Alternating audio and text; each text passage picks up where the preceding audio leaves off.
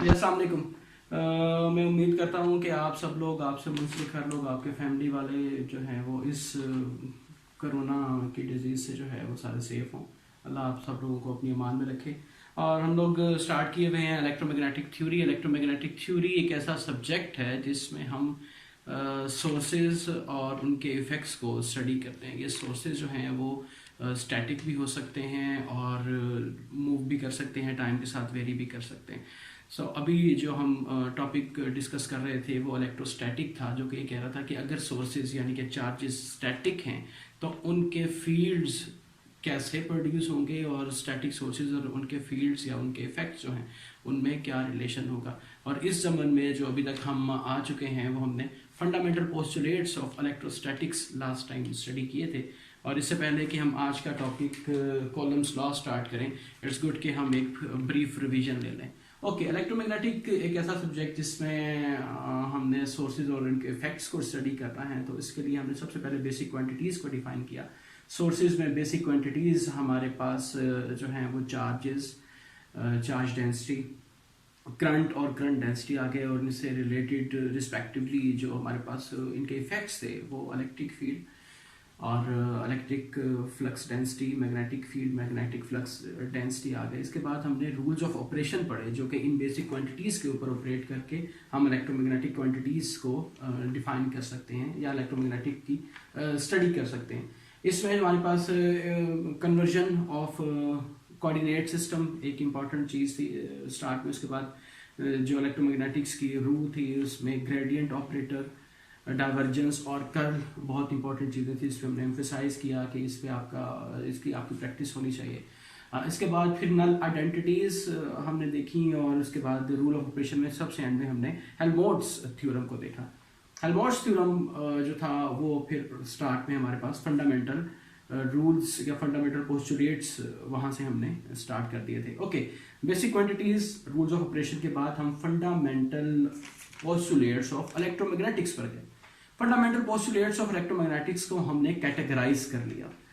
अगर तो आपके पास सोर्सेज स्टैटिक हैं तो उनके इफेक्ट्स जो हैं, इन स्टैटिक सोर्सेज के जो इफेक्ट्स हैं, इसको electric field, static electric field कहा जा रहा है, इसको हम इलेक्ट्रोस्टैटिक कहते हैं। और अगर सोर्सेज आपके पास स्टैटिक नहीं है, वेरी कर रहे हैं, तो फिर हम उसको मैग्नेटोस्टैटिक कहते हैं। अगर आपके सोर्सेज टाइम के लिहाज से वेरी कर रहे हैं, then we will jump to electromagnetics. Okay, so electrostatic हमने स्टार्ट किया। हमने इलेक्ट्रोस्टैटिक को एक और अंदाज से देखा, डाइवर्जेंस और कर्ल की फॉर्म में, यानी कि हेल्महोल्ट्ज़ थ्योरम की रोशनी में।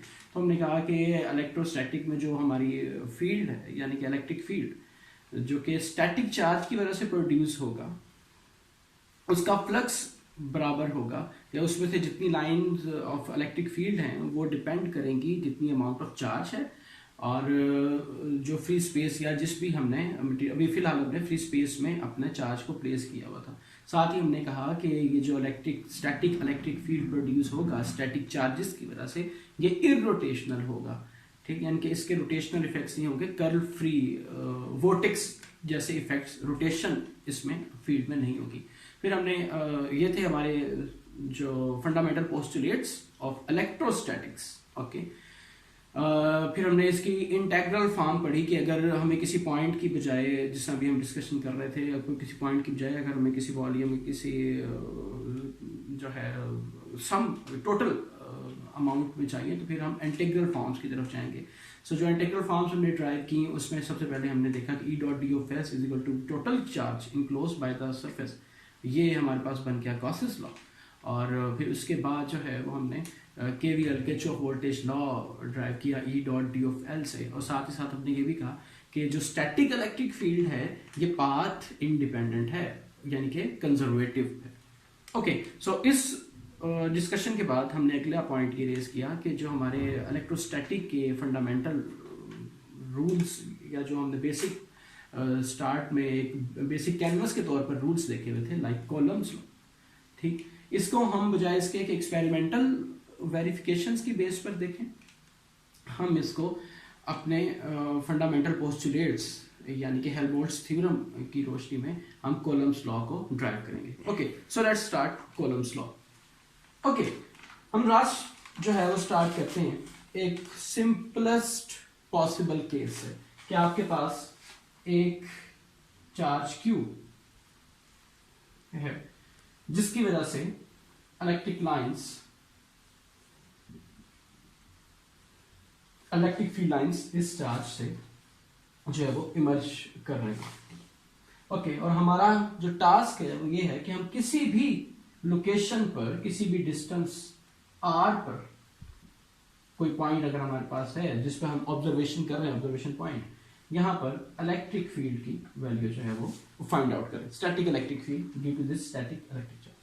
ओके, अभी जब हमने बात की तो हमने बात की कि गॉसेस लॉ या जो फंडामेंटल पोस्टुलेट्स हमने देखे थे, तो हमने बात की कि अगर आपने किसी वॉल्यूम के अंदर कोई अमाउंट ऑफ चार्ज रखी हुई है, सम ऑफ चार्जेस या कोई चार्ज या चार्ज ऐसी कोई भी आपके पास ही है, और वो वॉल्यूम इनक्लोज्ड है किसी सरफेस से, तो उस सरफेस में जो इलेक्ट्रिक लाइंस पास करेंगी वो डिपेंड करती होंगी अमाउंट ऑफ चार्ज जो कि इनक्लोज्ड है उस सरफेस के अंदर। अच्छा, अगर इस बात को यानी कि गॉसेस लॉ को हम अपने इस प्रॉब्लम के सिनेरियो में देखें तो यहां पर सिमिलरिटी लगती है एक चीज की कमी के अलावा।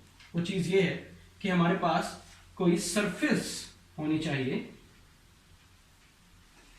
जो कि इस प्रॉब्लम को इनक्लोज किए हुए, तब हम गॉसेस लॉ यहां पर अप्लाई कर सकते हैं। So let's draw hypothetical surface, ठीक, and let's make it in spherical coordinate system. Okay, so मैं थोड़ा सा इसको रीड्रॉ करूं। सो हमारा प्रॉब्लम ये है कि हमने स्टैटिक इलेक्ट्रिक फील्ड जिसको इनक्लोज किया हुआ है ये सरफेस जिसका रेडियस r है, और हमारा प्रॉब्लम ये है कि हमने किसी भी पॉइंट P पर, वो यहां पर भी हो सकता है, यहां भी हो सकता है, यहां भी हो सकता है, यहां पर भी हो सकता है, किसी भी जगह पर वो प्लेस्ड है, और हमने वहां पर इलेक्ट्रिक फील्ड को डिटरमाइन करना है। Okay, so for the sake of simplicity मैं एक पॉइंट P को डिस्कस करता हूं, ओके, और बाकी हम फिलहाल जो है वो ओके। सो इस पॉइंट P पर जो कि हमारे सोर्स से r डिस्टेंस पर है, इलेक्ट्रिक फील्ड की वैल्यू क्या होगी, और हमने यह हाइपोथेटिकल सरफेस ड्रॉ करके कहा कि अब हम गॉसेस लॉ की तमाम कंडीशंस मेट कर चुके हैं, तो हम इस प्रॉब्लम पर गॉसेस लॉ लगा सकते हैं। गॉसेस लॉ ये कह रहा था कि अगर आपके पास कोई सरफेस है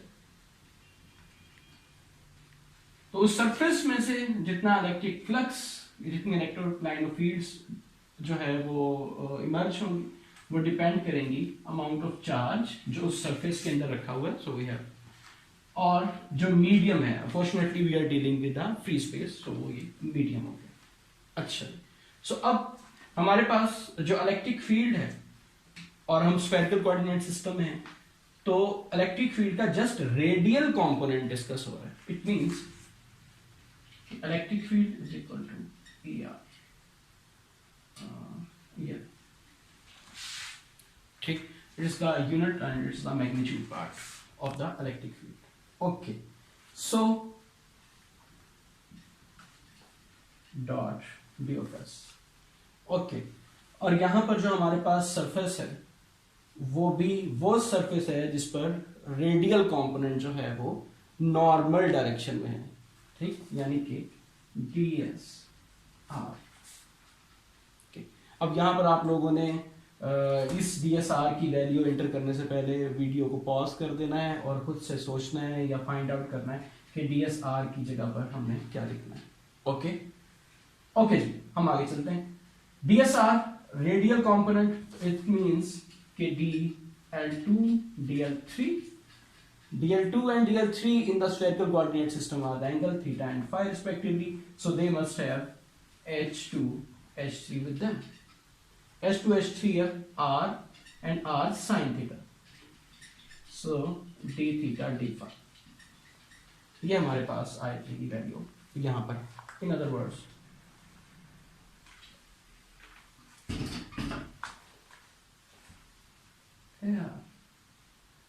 DSR हमारे पास R square sin theta d theta d phi।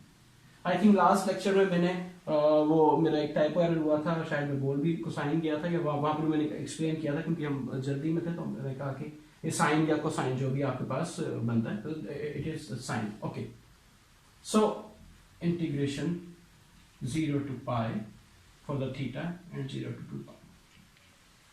Okay, सो इंटीग्रेंड जो हमारे पास है वो थीटा और फाई पर हैं, so A R dot A R 1 बन गया, ई आर और आर स्केयर जो है कॉन्स्टेंट्स हैं वो बाहर आ रहे हैं हमारे पास।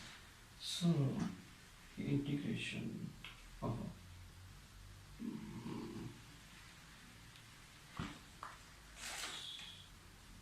ए आर आर स्केयर 0 से pi sine theta D theta 0 से 2 पाई D phi.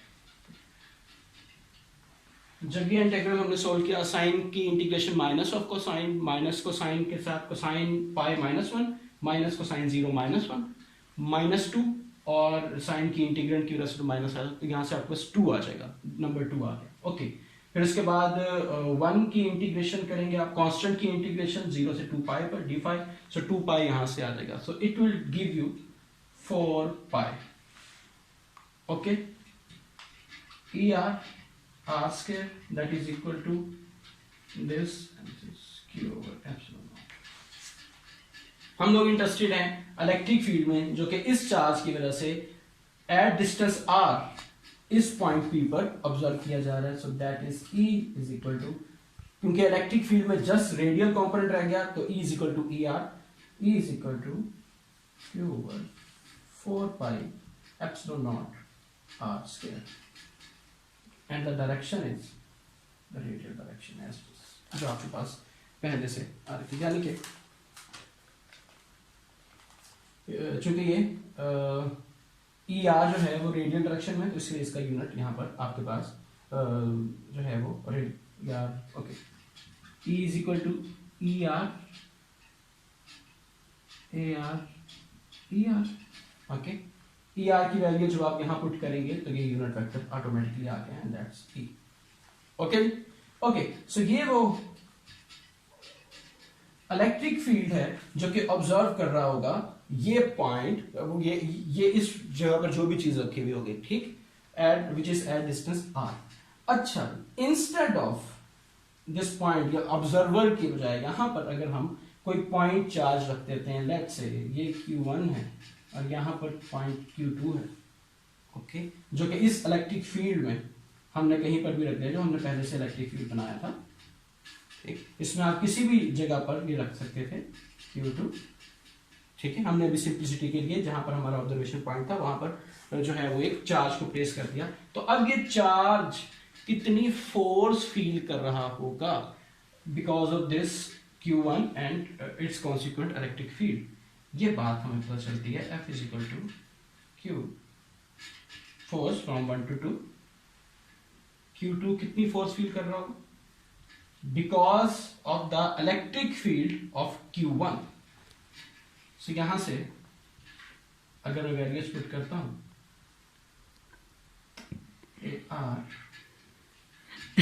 No it will become Q1 की वजह से इलेक्ट्रिक फील्ड प्रोड्यूस हुआ और उस इलेक्ट्रिक फील्ड के अंदर ये चार्ज Q2 रखा हुआ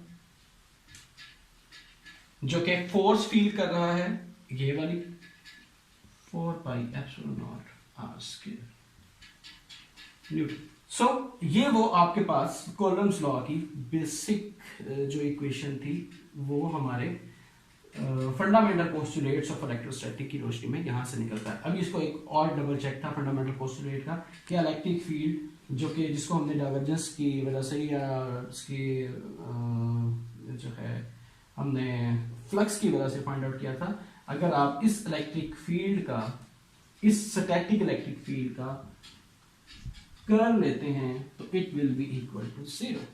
ओके, इसको आप करके देखिएगा, ठीक है, स्फेरिकल कोऑर्डिनेट्स में जैसे आपने कर्ल ऑपरेटर करना, आपके पास एक ही कंपोनेंट है ए आर, सो आपके ए थीटा और ए फॉर्म में एक एक टर्म जो है वो कंसीडर होगी और वो टर्म भी with respect to theta and phi vary कर रही है। सो यहाँ पर कोई थीटा फाई कंपोनेंट है इसलिए वहां पर भी वैल्यू 0 आएंगी, तो आपकी जो है वो 6 की 6 टर्म 0 वैल्यू दे रही होगी, ठीक। अगर आप इसको E dot D of L से करना चाह रहे हैं यानी कि integral form of this, it is very straight forward. आपका इलेक्ट्रिक फील्ड है ही रेडियल डायरेक्शन में, जबकि आपकी जो सरफेस के ऊपर कंटूर्स ड्रॉ हो सकते हैं वो थीटा और फाई में हो सकते हैं। तो E R dot theta, A R dot A theta या A R dot A phi, that will be equal to zero, so it will be equal to zero. ठीक, यानी कि जो फील्ड आपका स्टैटिक इलेक्ट्रिक फील्ड हुआ है वो आपके बेसिक पोस्टुलेट्स ऑफ इलेक्ट्रोस्टैटिक को फॉलो करते हुए हुआ है, और उसकी वजह से हमने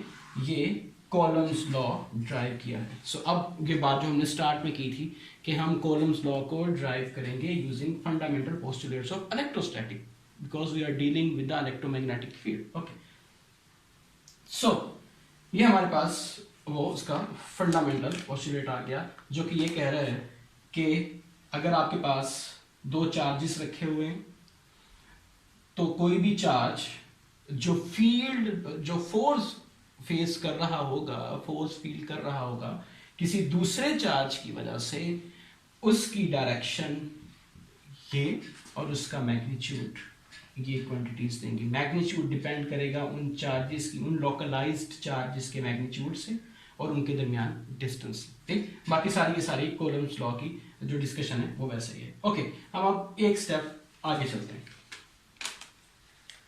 अगर आपके पास ये जो चार्ज है, इसको भी हमने ये अज्यूम किया था कि ये आपके ओरिजिन के ऊपर रखा हो। ठीक, सिंप्लिसिटी के लिए हमने यहाँ पे कोऑर्डिनेट सिस्टम्स का सहारा नहीं लिया था, कोऑर्डिनेट सिस्टम नहीं बनाए थे। सो अगर मैं इस कोऑर्डिनेट सिस्टम के अंदर रखूं तो ये सारी की सारी जो हमने डिस्कशन की थी ये हमारे पास इस असम्पशन पर थी कि जो हमारे पास चार्ज क्यू है वो एट ओरिजिन रखा हुआ है कोऑर्डिनेट सिस्टम के।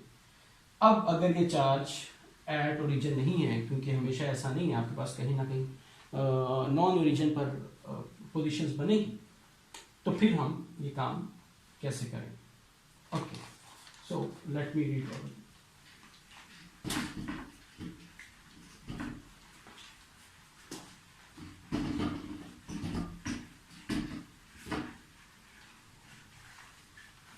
ओके जी,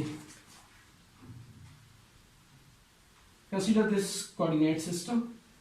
ये मेरे पास आ गया एक्स एक्सिस, ये आ गया वाई एक्सिस, और ये मेरे पास आ गया जी जी एक्सिस। और हमने कहा कि इंस्टेड ऑफ ओरिजिन हमारे पास जो चार्ज है वो किसी भी जगह पर नॉन ओरिजिन पर रखा हुआ। लेट्स से ये हमारी चार्ज की लोकेशन हो। ओके, और हमारा ऑब्जर्वेशन पॉइंट भी नॉन ओरिजिन पर है। लेट्स से ये हमारा ऑब्जर्वेशन पॉइंट।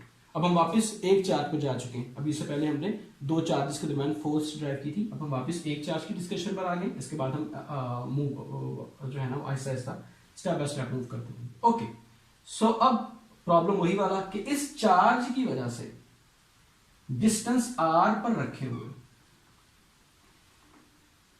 ठीक, किसी भी पोजीशन पर या ऑब्जर्वेशन पॉइंट पर जो इलेक्ट्रिक फील्ड है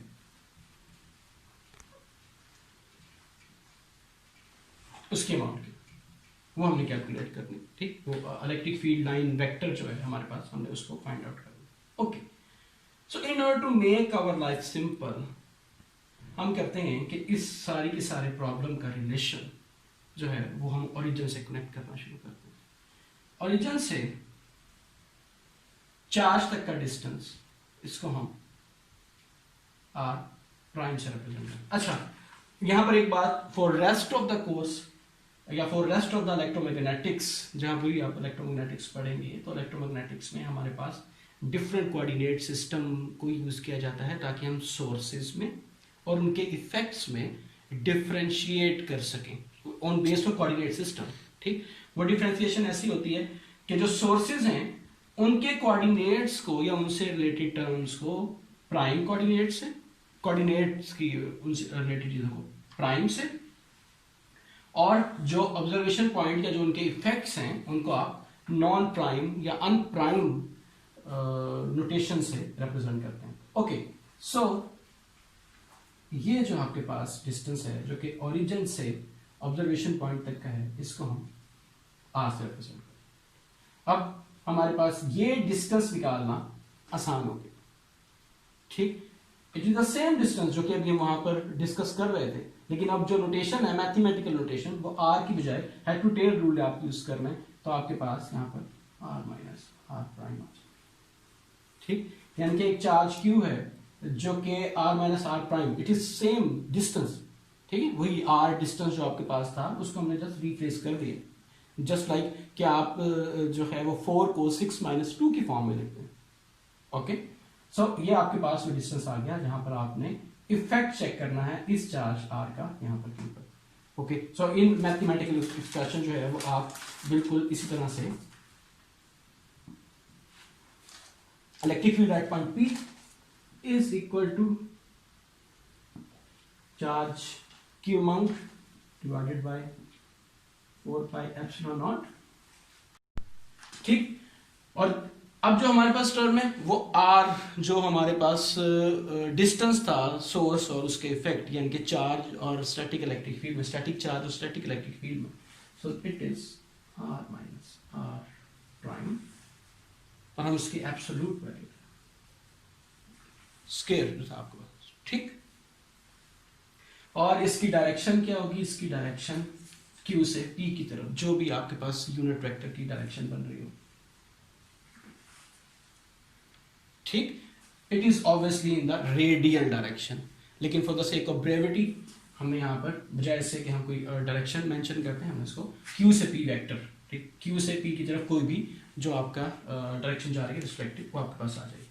अच्छा, इसमें और थोड़ी सी सिंप्लीफिकेशन हम इस तरह से कर सकते हैं कि जो यूनिट वेक्टर है, ये बात आपको पता है, unit vector is equal to vector divided by the magnitude of the vector, so r minus r prime divided by, एक चीज जो हम करना चाहिए थी कि हम वेक्टर्स को इस तरह से रिप्रेजेंट करते रहते हैं जिस तरह हम इससे पहले करते आ रहे हैं, लेकिन समटाइम्स उसको डिस्कस, ठीक है, उसकी जो हमारे पास, सो अगर ये वाली यूनिट वेक्टर की वैल्यू आप यहाँ पुट करते हैं, सो हमारे पास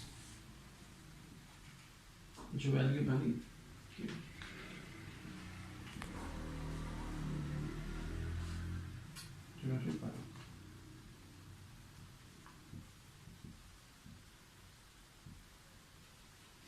ठीक है, r माइनस आर प्राइम यहां पर उठ के चला गया, ये r माइनस आर प्राइम इस स्क्वायर के साथ ऐड हुआ, तो यहां पर हमारे पास 3r।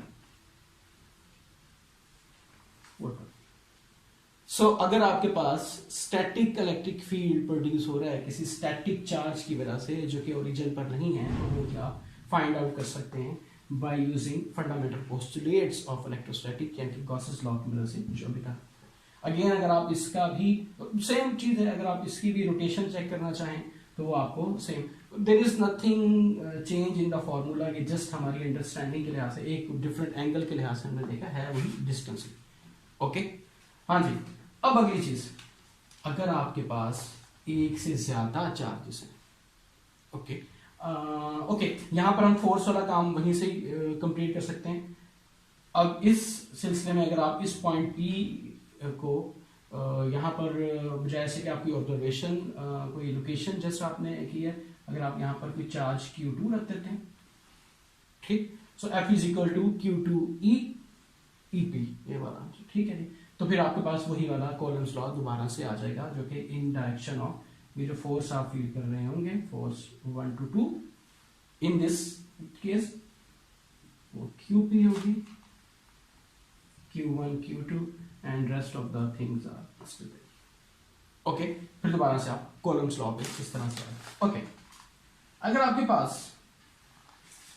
नंबर ऑफ चार्जेस हैं इंस्टेड ऑफ 1, Q1, इसके अलावा कलर मार्कर्स को जो है वो मैं यहाँ पर मिस करूंगा, Q1 Q2 Q3 किसी और जगह पर है, Q4 कहीं रखा हुआ है, इस तरह करते कराते आपके पास जो है वो n नंबर ऑफ चार्जेस रखे हुए यहाँ पर, ठीक, और उनकी वजह से n नंबर ऑफ चार्जेस जो है ना वो आपके पास इसकी डिस्ट्रीब्यूशन स्मूथ नहीं है, मुख्तलिफ लोकेशंस पर रखी, इनकी वजह से जो electric field, static charges, static electric field produce हो रहा है, लेट्स से हम पॉइंट P सेम रखते हैं इस तरह, ठीक, यानी कि इस Q1 की वजह से, इस Q2 की वजह से, ये Q2 भी तो फ्लक्स कर रहा है ना, इलेक्ट्रिक लाइंस निकल रही है इससे, इस तरह Q3 से भी इलेक्ट्रिक लाइंस निकल रही हैं, Q4 से भी इलेक्ट्रिक लाइंस निकल रही हैं, Qn से भी इलेक्ट्रिक लाइंस निकल रही हैं, और वो P पर जा रही हैं। तो P जहां पर हमारा ऑब्जर्वेशन पॉइंट है वहां पर इन चार्जेस की वजह से हमें कितना electric field, static electric field feel हो रहा है, ये काम भी हमारे पास इसी फॉर्मूले की एक्सटेंशन से हो जाएगा। ओके, यानी कि बजाय इसके कि आप कोई नई चीज निकालें। ओके, ये पॉइंट। ओके, जो इलेक्ट्रिक फील्ड प्रोड्यूस हो रहा था ये एक लीनियर फंक्शन है Q divided by R square का, ठीक। और हमने इलेक्ट्रिक सर्किट में पढ़ा हुआ है कि लीनियर सर्किट्स या लीनियर जो हमारे पास ज्योमेट्रीज हैं या लीनियर एक्सपेरिमेंट्स जो आपके पास हैं वो सुपरपोजिशन को फॉलो करते हैं। रिमेंबर, सुपरपोजिशन था कि बजाय इसके कि आप सबका सम इकट्ठा लेंगे, आप एक एक करके इन सबको ले लें और उसका सम करते हैं, ठीक। हमारे पास 3-4 सोर्सेज लगे हुए थे सर्किट में, ओके, और हमें आउटपुट पर उनका कंबाइंड इफेक्ट चाहिए था। तो हम क्या कर रहे थे कि एक वक्त में एक सोर्स को डिस्कस करते थे और उसके बाद इन द एंड हम तमाम सोर्सेज को ऐड कर देते थे। ओके, सिमिलर प्रोसीजर हम यहाँ पर ड्रॉप करेंगे। एक का हमने निकाला तो हमारे पास इलेक्ट्रिक फील्ड ये आ गया, दूसरे का लेट्स से एक का निकाला EP1, Q1 की वजह से पॉइंट P पर जो कि डिस्टेंस है R माइनस R1 पर, okay, R is the same distance from origin to the observation point, R1 वो डिस्टेंस है जो कि ओरिजिन से Q1 का था। सो ये रहा Q1 R1 R। जब हम बात करेंगे EP2 की, यानी कि जो पॉइंट चार्ज 2 है इसकी वजह से इस P पर कितना इफेक्ट है, तो हम ये R2 प्राइम, ये R वैसे का वैसे, ये हमारे पास डिस्टेंस बन गया R माइनस R2 प्राइम, यानी कि Q2 से इस पॉइंट P तक का डिस्टेंस। तो ये हमारे पास अहो 4 पाई एप्सिलॉन नॉट, ओके जी, volt per metre, so on and so forth. So जो total field in n charges की वजह से आपने किया उसको आप कंबाइन करेंगे and that will B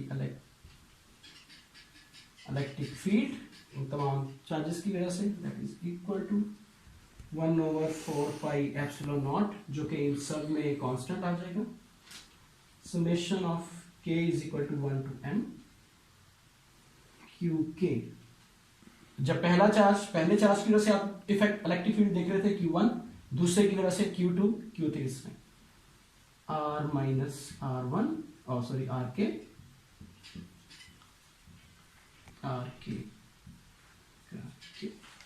okay जी, yes it is the expression and this is the prime। okay, so अगर आपके पास नंबर ऑफ चार्जेस हैं जो कि मुख्तलिफ जगहों पर रखे हुए हैं तो उनकी वजह से जो इलेक्ट्रिक फील्ड किसी एक पॉइंट पर आप ऑब्जर्व करेंगे वो ये रहा, और इसकी वजह से, इस इलेक्ट्रिक फील्ड की वजह से अगर हम इस पॉइंट ऑब्जर्वेशन पॉइंट की बजाय हम यहाँ पर कोई और चार्ज रख देते हैं QP और नोटेशन तो नहीं यूज हो रही, ओके, ठीक, कि ये QP यहाँ पे जो चार्ज रखा है वो इन चार्जेस के फील्ड से कैसे मुतासिर हो रहा है, या इस पर ये सब के सब चार्जेस मिलकर क्या फोर्स अप्लाई कर रहे हैं, so that will be QP जिस charge sum of this. Okay, so ये आप वैल्यूज एंटर करेंगे तो आप वापस कॉलम्स लॉ पे चले जाएंगे, ठीक है, जिसमें आप चार्जेस के दरमियान रिलेशंस को बता रहे होते हैं कि एक चार्ज बाकी चार्जेस का एक दूसरे चार्ज जो स्टैटिक है उनकी वजह से कितनी फोर्स फेस कर रहा होता है। ओके,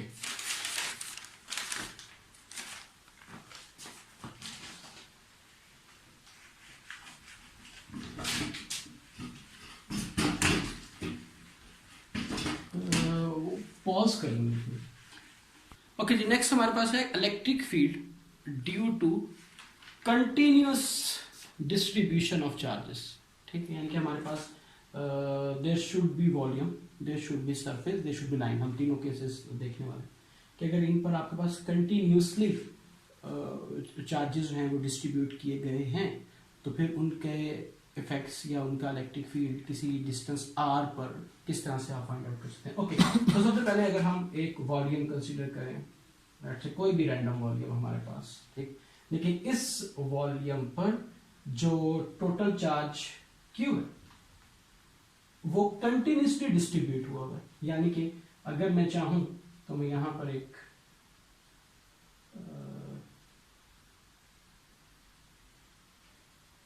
एक वॉल्यूम क्यूब ऐसा यहां पर फाइंड कर सकता हूं, जो कि मेरे पास वो जो हमारे पास चार्ज डेंसिटी की डेफिनेशन थी,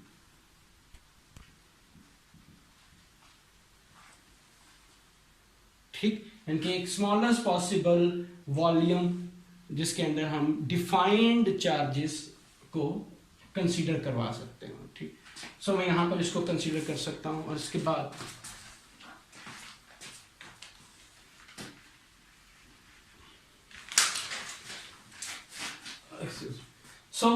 मैं यहां पर ये कंसीडर करता हूं कि यहां पर वॉल्यूम चार्ज डेंसिटी में हमने इस पूरे के पूरे वॉल्यूम को डिस्ट्रीब्यूट किया और हर स्मॉलेस्ट पॉसिबल वॉल्यूम में डिफाइंड स्मॉलेस्ट पॉसिबल वैल्यू में हमारे पास एक amount of charge, defined charge जो है वो आ गया। अब हमारा टास्क ये था कि इस वॉल्यूम से at distance again R, distance R पर, इस वॉल्यूम से डिस्टेंस आर पर एक पॉइंट है, ऑब्जर्वेशन पॉइंट, वहां पर इलेक्ट्रिक फील्ड क्या है due to this distribution of charge, these are volumes, smallest possible volumes, rho B,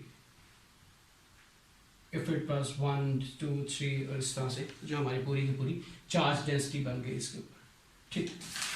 सो ये मुअम्मा हल करने के लिए हम ये कंसीडर कर रहे हैं कि ये जो हमारे पास delta V tends to zero, यानी कि एक बहुत स्मॉलेस्ट सा जो वॉल्यूम का पैच बना है इसका, ये लोकलाइज्ड या पॉइंट चार्ज है। अब हम अपने बेसिक प्रॉब्लम की तरफ वापस चलेंगे जो कि हमने डिफाइन किया था कि एक चार्ज से किसी पॉइंट की तरफ, जो कॉलम्स लॉ में हमने किया था। सो अब differential electric field, because of this differential change in volume, differential charge density जो है वो जो प्रोड्यूस होगा that will be equal to radial direction में again from this to other, depending upon the charge, this time it's volume charge density, 4 pi epsilon naught, the constant, and the distance between them, square of the distance. Okay, so हम interested हैं overall electric field में, integrate on both sides on the complete volume, its volume charge density, and we are interested in the electric field at this point due to the charge, total charge enclosed in this volume. So integration on the volume, 1 over 4 pi epsilon naught is outside of the integral, v prime for the source radial direction.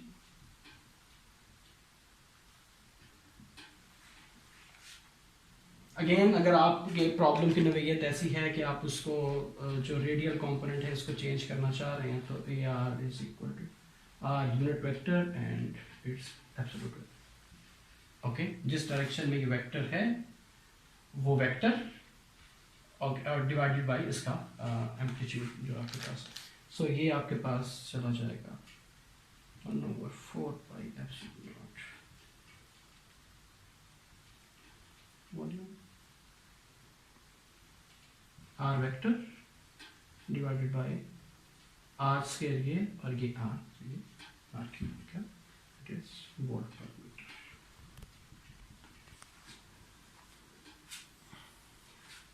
Condition याद रखिएगा, अगर charge distribution continuous है, ठीक है, पहली बात, और दूसरी चीज कि आप किसी वॉल्यूम के अंदर चार्ज की बात कर रहे हैं, okay, charge distribution in continuous volume, तो फिर आपके पास जो फॉर्मूला होगा कॉलम्स थ्योरम की, कॉलम्स लॉ की मौजूदगी में, वो ये बन जाएगा।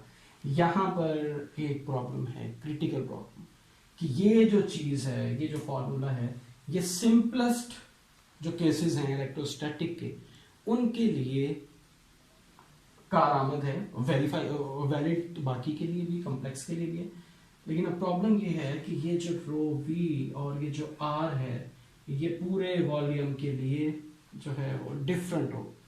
रो V for this location and R for this location is different. जिस तरह अभी हमने बात की थी लोकलाइज चार्जेस की, जिसमें हमने सम किया था कि Q1, Q2, Q3 से हमने जो थे वो R-R1, R-R2, R-R3 लिए थे और उनको ऐड किया था। ठीक, यहाँ पे जो हम इंटीग्रेशन कर रहे हैं वो इस बात से बालाए नजर होकर कर रहे हैं। तो अब उसमें हम लेते हैं कि अगर आपके पास जो वॉल्यूम है वो बहुत लोकलाइज है, स्मॉल साइज का है, और जो डिस्टेंस है, जो ऑब्जर्वेशन पॉइंट आपका है वो इतने डिस्टेंस पर है कि आपका R1 और R2, R3 वगैरह जो आपके बनते हैं, Rn जो है वो काइंड ऑफ सेम। ठीक, तो फिर इस तरह के सिंप्लीफाइड केस में आप इसको यूज कर रहे हैं। अच्छा, अगेन कंटिन्यूस चार्ज डिस्ट्रीब्यूशन अगर किसी सरफेस के ऊपर है, ठीक, इसी तरह का वॉल्यूम, एक फुटबॉल आपने ले लिया, एक बॉल ले लिया, एक आपके पास जो है वो कॉपर की जो है वो एक प्लेट आ गई और उसकी सरफेस के ऊपर आप अगर देखना चाह रहे हैं continuous distribution of charges, static charges की वजह से क्या उसका इफेक्ट है। तो आपके पास डिफरेंशियल चेंज बिल्कुल सेम मेथडोलॉजी के साथ आप उसके लेट से, अगर ये आपके पास पैच है, पहले मैंने नॉन यूनिफॉर्म बनाया था, यूनिफॉर्म बना दिया और इसको आपने ये सरफेसेस में आपने कर दिया इस तरह से कि रो एस डिफाइंड हो जाए आपका। ठीक है, जो क्या था आपके पास डेल्टा चार्ज और delta S, limit delta S tends to 0। ठीक, सो डिफरेंशियल चेंज के साथ आपके पास जो इलेक्ट्रिक फील्ड है, जब आप इंटीग्रेशन कर लेंगे उसके बाद 1/4 pi epsilon not surface A R और स्क्वायर।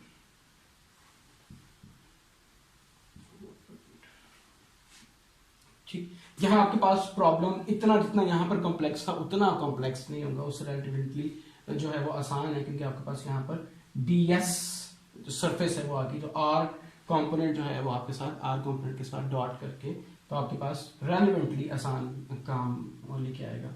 सिमिलरली अगर आपके पास कंटिन्यूस चार्ज की डिस्ट्रीब्यूशन है किसी लाइन पर, एक आपके पास इनफाइनाइट लॉन्ग तार है जिसके अंदर आपके पास इलेक्ट्रिक फील्ड जो है वो प्रोपेगेट कर रहे हैं, तो फिर आप उसको rho L linear charge density या लाइन चार्ज डेंसिटी जो आपके पास थी L tends to 0, delta L tends to 0। ठीक, सो अगर इस तरह का केस आपके पास आ जाए तो इलेक्ट्रिक फील्ड जो है वो again integration on this line and line relates या deals with the source. Okay, जो यूनिट वेक्टर होगा वो आपका इसका यहां से, अगर आपके पास ये भी ये आपका रो L1, सो ये जो भी आपकी डायरेक्शन बनती होगी इसको आप R से लेबल करते हैं। आप बुक वाले ने किससे लेबल किया हुआ आपको जी, उसने R से लेबल किया हुआ, आप इसको P से लेबल कर दें टुवर्ड्स P। तो ये आपके पास R है, लाइन चार्ज डेंसिटी, रेडियस का square, integrant along the source line. ठीक है, ये हमने कोऑर्डिनेट सिस्टम की ऑब्जर्वेशन के लिहाज से नहीं हम कर रहे हैं, और जो इंटीग्रेशन है वो हमारी सोर्स के लिहाज से इंटीग्रेशन अगेन मोड। ठीक है, सो यहाँ पर प्रॉब्लम और भी ज़्यादा आसान आपके लिए आ जाएगा। सो ये हमारे पास कॉलम्स लॉ की डिस्कशन थी। इन कॉलम लॉ की डिस्कशंस की बेस पर हम नेक्स्ट टाइम जो है वो एक दो एग्जांपल्स करेंगे। एक तो सिंपल सी एग्जांपल्स हैं जो कि आपके टास्क हैं वो आप देख लीजिएगा, लाइक 3.1 उसमें आपके पास कुछ नहीं। फॉर एग्जांपल एक पॉइंट है, एक चार्ज है जो कि पॉइंट P पर रखा हुआ है, तो उसका पोजीशन वेक्टर आपके पास जो है वो सिंपल है। फॉर एग्जांपल पॉइंट रखा हुआ है 1 1 1 के ऊपर, ठीक, सो उसका ओरिजिन से जो रिलेशन बनेगा, जो पोजीशन वेक्टर बनेगा, वो x प्लस वाई प्लस सी बन जाएगा, ठीक है, x और y और z डायरेक्शन में रिस्पेक्टिवली। और अगर आपके पास कोई रखा हुआ 1 माइनस 3 माइनस 10 के ऊपर रखा हुआ है तो it will be ax1 plus, नहीं सॉरी, माइनस 1 4, आई थिंक मैंने कहा था 4 माइनस 4 ए वाई डायरेक्शन में, minus 10 in the A Z direction से, तो उसमें पोजीशन वेक्टर बन जाएगा और r माइनस r प्राइम आप निकालेंगे। एक दो एग्जांपल्स में नेक्स्ट टाइम करवाऊंगा, स्पेशली कोई इनफाइनाइट चार्ज, इनफाइनाइट शीट रखी है, या इस तरह हमने एक बात की थी कि इलेक्ट्रोस्टैटिक बहुत से जो बेसिक फेनोमिनास हैं इलेक्ट्रोमैग्नेटिक के, उनको जस्टिफाई करने के लिए यूज़ होता है, और इसीलिए अभी तक इसकी इंपॉर्टेंस है, लाइक इंक जेट। तो इंक जेट के फेनोमिना में या इंक जेट में हमारा कॉलम्स लॉ कैसे पार्टिसिपेट कर रहा है, ये हम नेक्स्ट एग्जाम्पल्स में करवाएंगे। Thank you very much.